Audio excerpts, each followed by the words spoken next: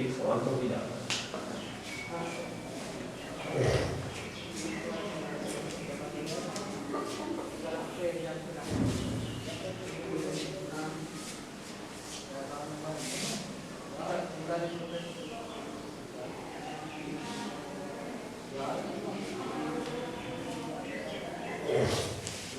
अब आप देख ही लीजिए क्वेश्चन नंबर 13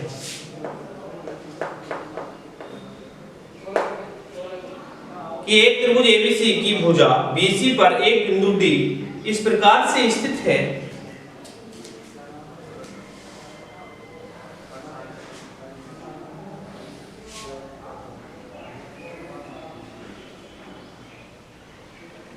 त्रिभुज बना लो A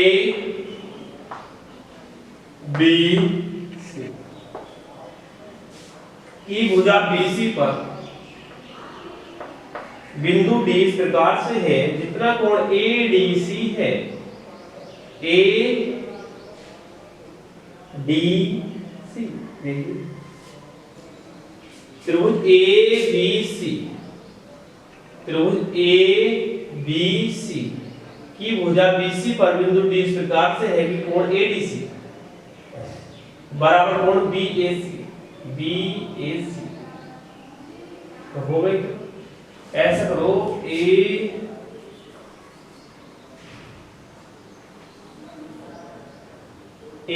B C A B C की भुजा बीसी पर बिंदु डी इस प्रकार से स्थित है कि कोण एडीसी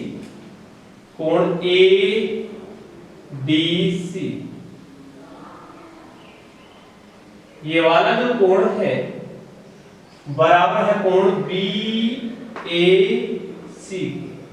इस कोण ठीक देख लीजिए कि भुजा बीसी पर बिंदु डी इस प्रकार से है कि जितना कोण ये है उतना ही कोण ये वाला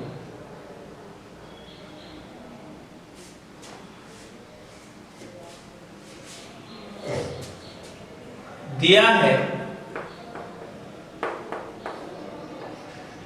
कि त्रिभुज ए बी सी की भुजा बीसी पर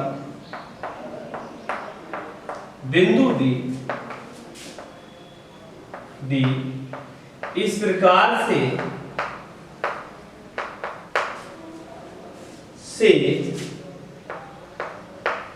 स्थित है कि कोण एडीसी बराबर कोण बीएसी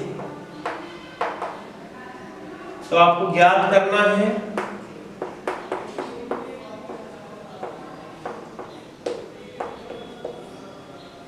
कि CA का वर्ग बराबर होगा CB into C.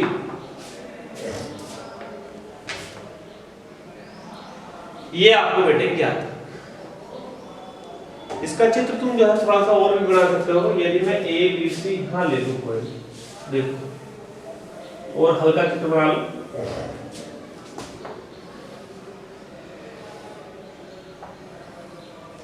A B C की भुजा BC पर बिंदु D इस प्रकार से है कि कोण ADC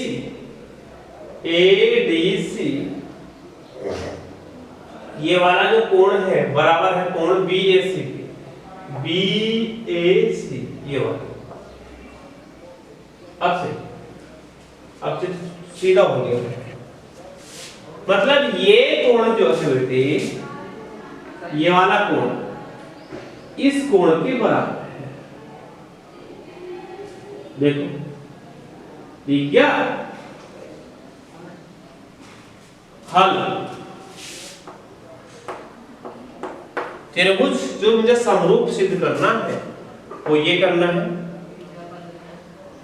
त्रिभुज ए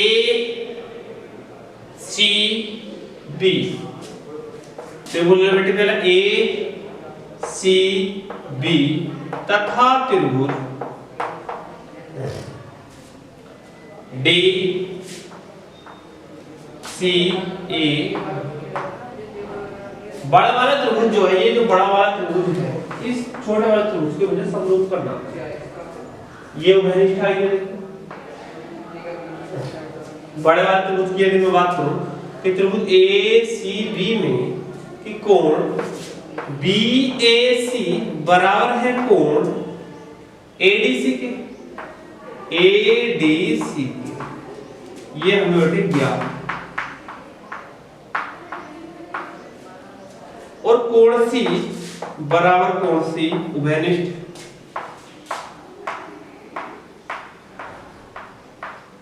उभयनिष्ठ। इसलिए त्रिभुज एसीबी समरूप होगा त्रिभुज डीसीए, एंगल एंगल समरूपता से। जब ये दोनों त्रिभुज बेटे समरूप हो गए तो इसलिए हम जानते हैं कि समरूप त्रिभुज की संगत भुजाएं अनुपातिक हो। AC बटे बड़े वाले त्रिभुज में इस कोण के सामने भुजा होगी AC। अब छोटे वाले त्रिभुज में, छोटे वाले त्रिभुज क्या है, ये वाला त्रिभुज में इस कोण के सामने भुजा क्या होगी DC बराबर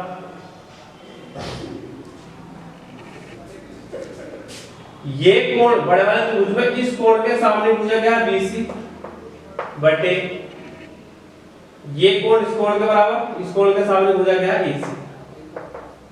क्रॉस मल्टीप्लाई कर दीजिए तो AC का वर्ग बराबर BC इंटू DC। ये लिख दो। हम जानते हैं कि, देखो जल्दी, हम जानते हैं कि समरूप त्रिभुज में या दो समरूप त्रिभुज के संगत भुजाएं अनुपातिक होती हैं। लिख दो।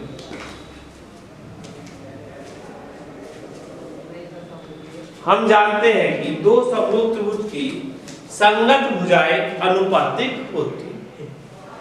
इस तरह से ये क्वेश्चन बेटा आपका कंप्लीट हो। नेक्स्ट क्वेश्चन,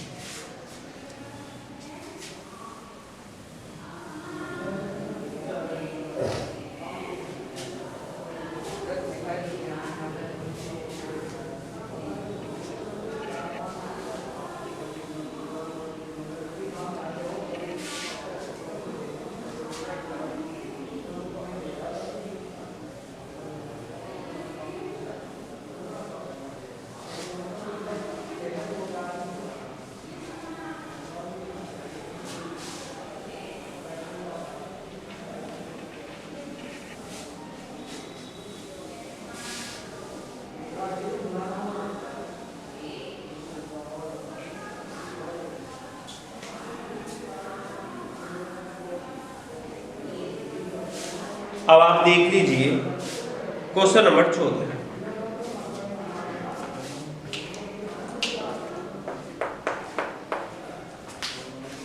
इस लेक्चर में इतना ही। इससे नेक्स्ट वाले लेक्चर में हम क्वेश्चन नंबर 14 शुरू करेंगे।